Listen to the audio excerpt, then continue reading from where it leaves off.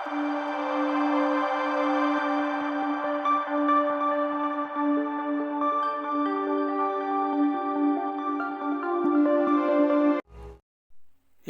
வணக்கம் நண்பர்களே. இந்த ஒலிப்பதின் வாயிலாக நீங்கள் பார்த்து கேட்டு தெரிந்து கொள்ளக்கூடிய ஜோதிட வழக்கம் உங்களுடைய மனதை ஆழ்ந்த துன்ப துயரத்திற்கு எடுத்துச் செல்லும் என்பதில் மாற்றமில்லை.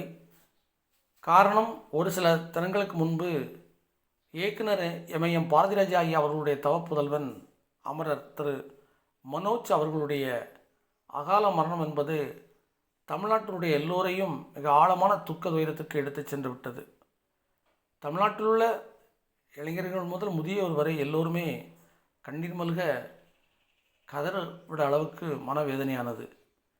திரைத்துறை நட்சத்திரங்கள் மட்டுமல்ல, எல்லோரும் என்று சொல்லலாம், உலகத்தில் உள்ள அனைத்து தமிழர்களும் மிகப்பெரிய ஒரு துன்ப துயரத்துக்கு ஆளானார்கள்.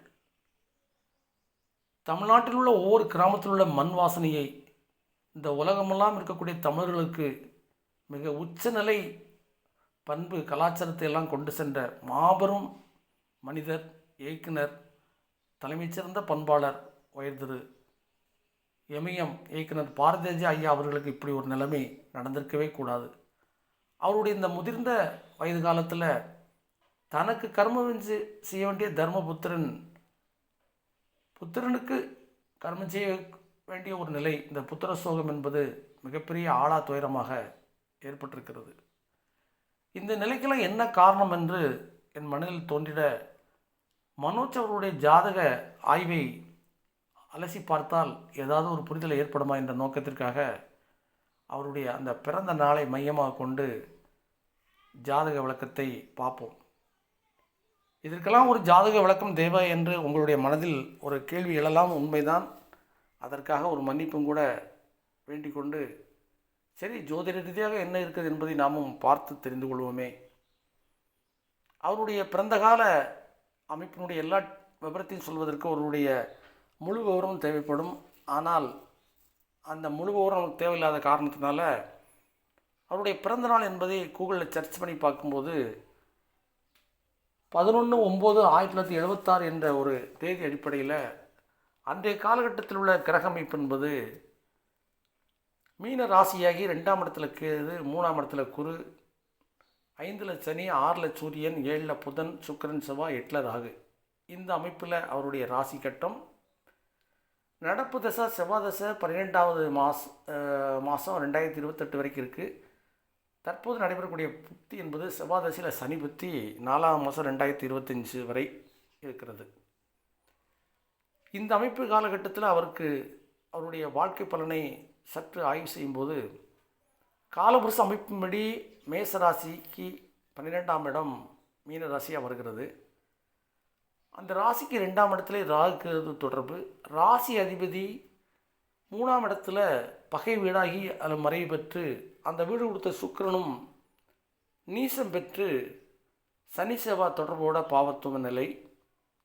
ராசிக்கு 5ஆம் இடத்துல சனி இருப்பது அது கடக வீடா என்பதனால மிகப்பெரிய ஒரு கெடுதலுக்குரிய இடம். ஒருவருடைய வாழ்க்கையினுடைய முன்னேற்றத்திற்கு 2 தோல்கையாக இருப்பது 5, 9 பாவகங்கள். 5லே சனி இருப்பது அவ்வளவு சிறப்பானதல்ல அல்லவா. அவர் கிடைக்கக்கூடிய அதிர்ஷ்ட புகழ் எல்லாம் 8ஆக்கனியாக இருந்தது. கிடைக்கப்பட்டது நிலைத்து நின்று புகழ் வர ஒரு வாய்ப்பை கொடுக்க மறுத்துவிட்டது. ஒருவருடைய புகழ் எல்லாத்திற்கும் காரணம் என்று 3, 7 என்பதை கூட சொல்லலாம். 3ஆம் இடம் கீர்த்தி புகழ், 7ஆம் இடம் இந்த சமுதாய ரீதியில் அவருடைய செய்யக்கூடிய செயலாற்றத்துக்கு இருக்கக்கூடிய வெகுமதிப்பு. 3ஆம் இடத்துல குரு அவ்வளோ சிறப்பான நிலையில் இல்லை. 7ஆம் இடத்துல பார்த்திங்கன்னா புதன் ஆட்சி பெற்று சுக்கிரன் நீசபங்கத்தில் இருப்பதனால அந்த உலகிற்கு அவர் வெளிப்படையாக அவர் வெளிச்சத்திற்கு அவருடைய தந்தையினுடைய ஓய்வினால் ஒரு பெருமையடைய வைத்தது. காரணம், சுக்கிரனுடைய வீட்டில் ராகு ஒரு பிரமாண்ட ஒரு பேராசையை காட்டி நீயும் தந்தை போல் ஆகுவாய் என்ற ஒரு மன அழுத்தத்தை கொடுத்து எனக்கு குறையொன்றும் இல்லை நிறைமூர்த்தி கண்ணா என்பதுപോലെ எங்கள் அப்பா எல்லாத்தையும் கொடுத்து விட்டார், எல்லா பாக்கியங்களும் எங்கள் அப்பா எனக்கு கொடுத்த பொக்கிஷம் என்று அவருடைய மனதில் எண்ணி நானும் அப்படி ஆக வேண்டும் என்ற ஒரு பேராசையோடு அவர் செயலை தோக்கும்போது 5ல் இருந்த சனியும் 6லே மறந்து அந்த சூரியன் ஆட்சி பெற்ற நிலையில் இருந்ததுனால இந்த அமைப்பினுடைய பாவத்துவ அமைப்பில் அவருக்கு எல்லாமே 8ஆக்கனியாக ஒரு பேராசி மட்டுமே கிடைத்தது. சரி, தற்போது நடைபெறக்கூடிய புக்தி என்பது பார்த்திங்கன்னா தசநாதன் புத்தி, செவ்வாய் தசை, சனி புத்தி. உபயராசி உபய லக்கணம் என்பதற்கு 2 7 மரகாதிபதி. இப்போ லக்கணத்தை நம்ம தொடர்பு உள்ளதுனால ராசி அமைப்பிலே பார்க்கும்போது 2ஆம் இடத்துல ராகு தொடர்பு, செவ்வாயினுடைய 8ஆம் பார்வையும் வருகிறது, சனியினுடைய 10ஆம் பார்வை வருகிறது. எப்படி தொடர்பு பாருங்கள். 7ஆம் இடத்திற்கு 7ஆம் இடத்திலே பாதகாதிபதி புதன் வலுப்பெற்று சனி செவ்வாயோட தொடர்பு. அப்போது செவ்வாய் திசையில் சனி வைத்து, சனி தான் ஆயுள்காரகன், காலபுருஷ அமைப்பின்படி கர்மக்காரகன். இந்த மாதிரி தொடர்பெல்லாம் பார்க்கும்போது இந்த மரண சம்பவத்திற்கு இதை விட வேற என்ன கூற முடியும்? அதற்கும் மேலாக தற்போது நடைபெறக்கூடிய சனி பயிற்சி இந்த மீன ராசிக்கு விரைச்சனியாகி 29ஆம் தேதி முதல் ஜென்மச்சனியாக மாற இருக்கிறார்.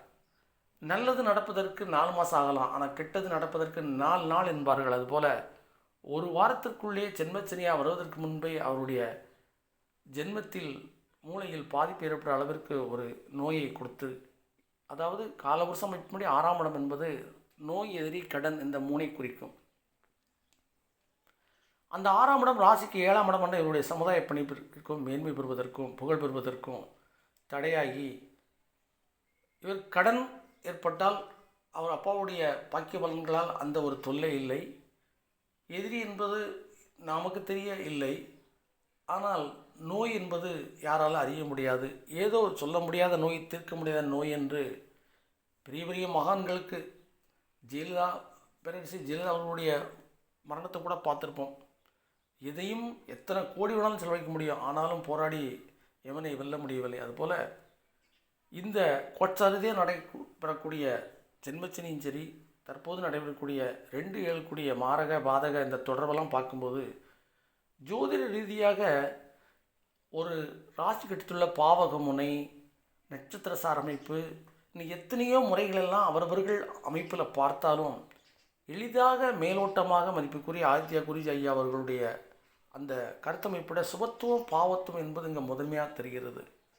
நம்ம இதுக்காக பாவக முனை நட்சத்திரத்தில் இருக்கிறது எதையுமே பார்க்க தேவையில்லை. இந்த நாளுடைய டீட்டெயில்ஸின்படி இவருக்கு சரியோ தவறோ, ஆனால் இங்கே சொல்லக்கூடிய கருத்துக்கள் ஓரளவு ஒத்து போகிறதுனால இதை கேட்பவர்கள் அவரவர் விருப்பத்துக்கேற்ப ஏற்றுக்கொண்டாலும் ஏற்றுக்கொள்ளாவிட்டாலும் இந்த ஆய்வில் ஏதோ ஒன்று இருக்கிறது என்பதை நீங்கள் புரிந்து கொள்ள வேண்டும்.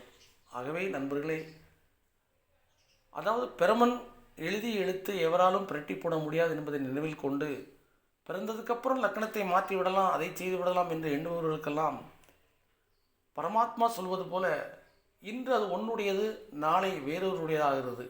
எது நட இருக்கிறதோ அது நன்றாகவே நடக்கும் என்ற அவருடைய கூற்றுக்கேற்ப மதிப்புக்குரிய அமரர் மனோஜ் அவருடைய ஆத்மா இறைவனடி சேரட்டும். நன்றி.